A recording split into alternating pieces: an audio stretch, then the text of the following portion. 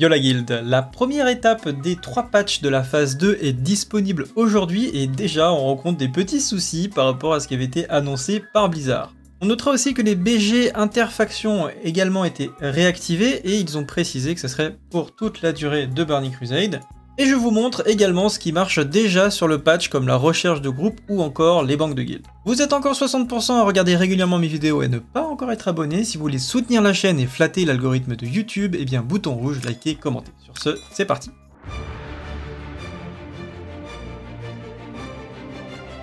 Alors voilà, il y a une dizaine d'heures, il y a un post sur WoEd qui a pop. Et Blizzard a confirmé à WoEd que les nouveaux patrons de profession ainsi que la forme de vol épique ne serait pas disponible avant la libération des nouveaux raids qui devraient arriver entre le 14 et le 15 septembre. D'ailleurs, cette image m'a beaucoup fait rire parce que c'est marqué des druides vraiment pas contents à Moonglade qui se regroupent autour du PNJ et qui sont en train de râler parce qu'ils n'ont pas accès à leur quête. Donc voilà, si vous êtes druide, et ça sert à rien d'aller à Moonglade pour aller chercher la quête, pour l'instant, elle n'existe pas. Ensuite, Blizzard a réactivé les champs de bataille interfaction. Donc j'avais fait déjà plusieurs vidéos dessus. Ça offre tout simplement la possibilité à la Horde de jouer également contre la Horde, l'Alliance jouer contre l'Alliance, etc. Ça permet tout simplement de réduire les files d'attente, notamment côté Horde. Ça n'a pas que des avantages, ce système-là. Ça va avantager la Horde, puisque ça leur permet de ne plus avoir la pénalité d'avoir des files d'attente interminables côté Horde, ce qui est très bien pour eux.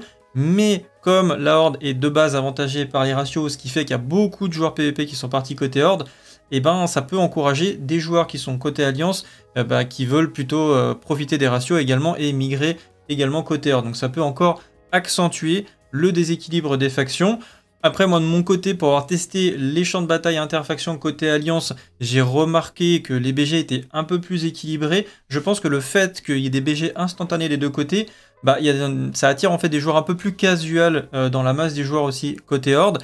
Des joueurs qui profitent du fait que ça tag instant pour rejoindre les champs de bataille. Et ça équilibre un petit peu, je trouve, le niveau des champs de bataille.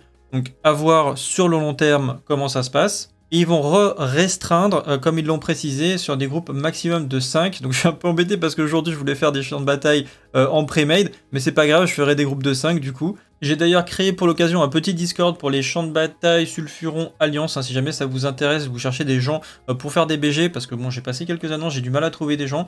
Et on est déjà une cinquantaine sur le truc. Donc si vous voulez faire des BG avec moi ou vous cherchez du gens pour faire des BG, des groupes de 5, côté Alliance, eh bien vous pouvez rejoindre ce Discord, je vous mets le lien en description.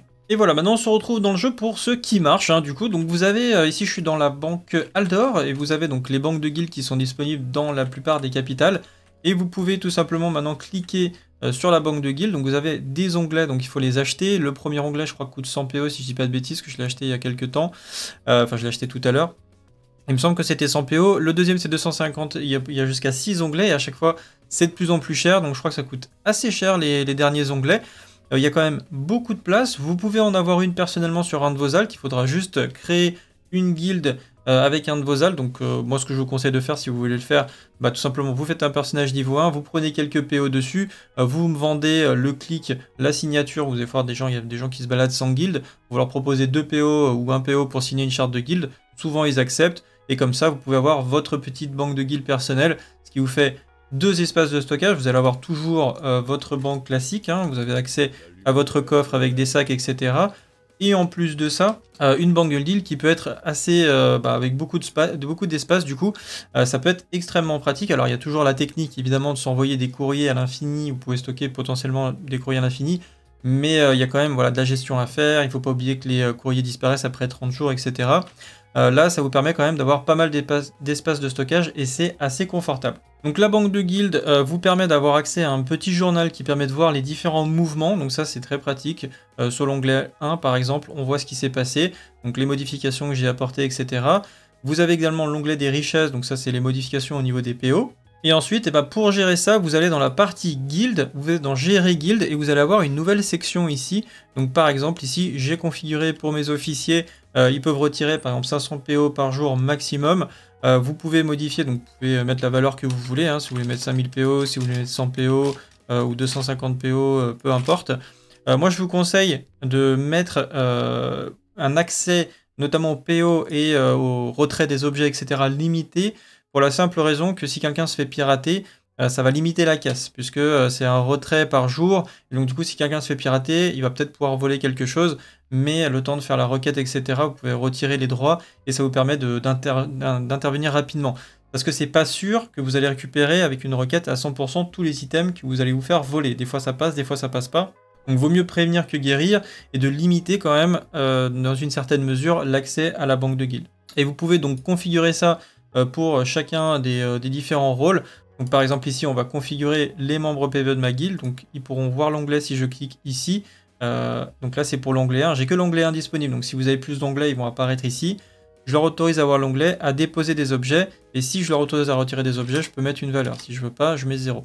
Et ensuite je valide. J'ai remarqué qu'il fallait, enfin pour ma part, il fallait bien valider à chaque fois par grade. Si je faisais par exemple une modification et que je passe sur l'autre grade, ça ne fonctionne pas, donc c'est un petit peu fastidieux à faire au début.